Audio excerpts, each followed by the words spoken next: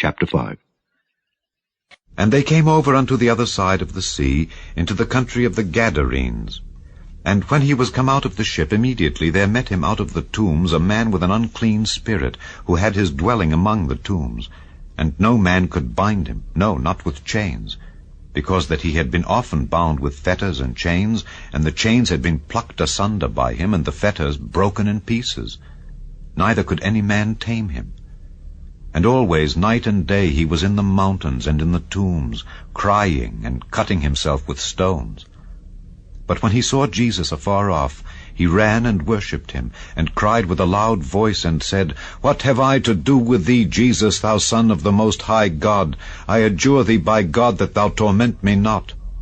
For he said unto him, Come out of the man, thou unclean spirit. And he asked him, What is thy name? And he answered, saying, My name is Legion, for we are many. And he besought him much that he would not send them away out of the country. Now there was there, nigh unto the mountains, a great herd of swine feeding. And all the devils besought him, saying, Send us into the swine, that we may enter into them. And forthwith Jesus gave them leave. And the unclean spirits went out, and entered into the swine.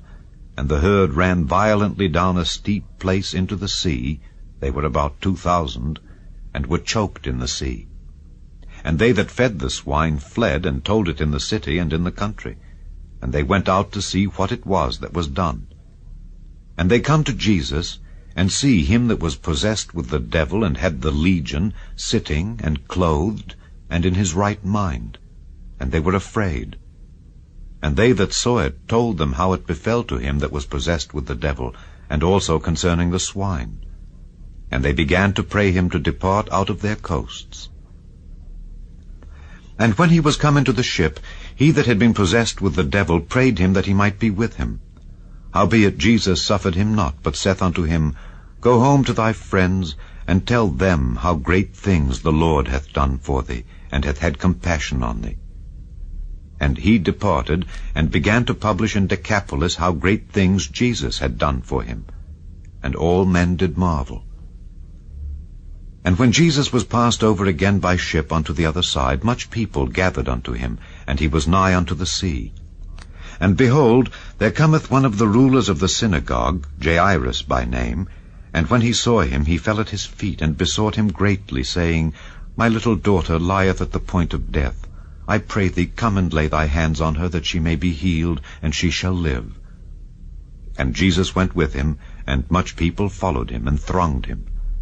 And a certain woman, which had an issue of blood 12 years, and had suffered many things of many physicians, and had spent all that she had, and was nothing bettered, but rather grew worse, when she had heard of Jesus, came in the press behind, and touched his garment. For she said, If I may touch but his clothes, I shall be whole. And straightway the fountain of her blood was dried up, and she felt in her body that she was healed of that plague. And Jesus, immediately knowing in himself that virtue had gone out of him, turned him about in the press, and said, Who touched my clothes? And his disciples said unto him, Thou seest the multitude thronging thee, and sayest thou, Who touched me?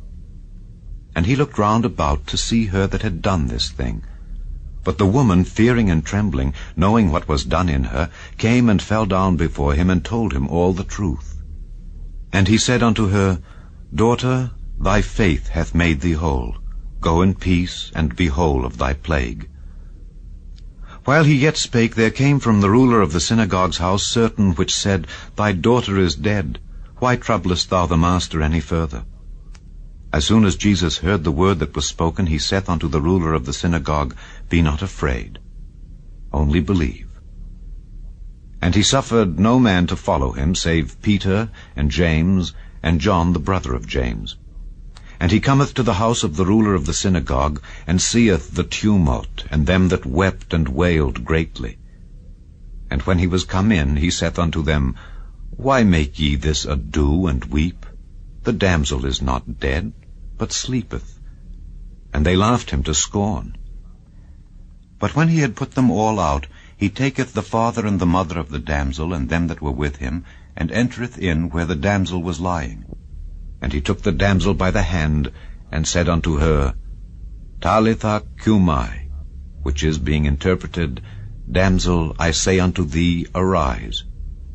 And straightway the damsel arose and walked, for she was of the age of 12 years. And they were astonished with a great astonishment. And he charged them straitly that no man should know it, and commanded that something should be given her to eat.